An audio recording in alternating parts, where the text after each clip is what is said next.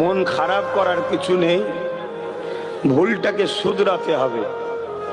তবে চারিদিকে একটু কান পাতলে শুনতে পাচ্ছি অনেকে বলছে ভুল হয়েছে, ওই আব্বাস নওশাদই ঠিক ছিল।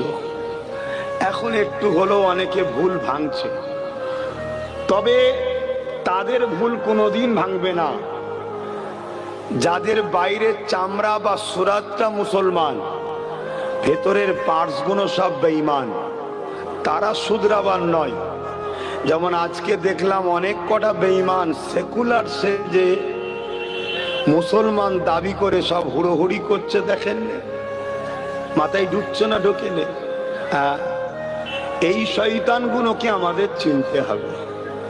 এরাই হলো সব থেকে বড় আমাদের ক্ষতিকারক। কেন এদের লেভেলে মারা আছে মুসলমান, কিন্তু ভেতরের মাল যে কোনো পার্টস আছে সব হলো বেঈমানের। আমার তো ডাউট হয় এদের রক্তটাও হয়তো বেঈমানের আছে। কথাটা কি খারাপ লেগে গেল? না হয় এত বড় গাদ্দারি কি করে করতে পারে?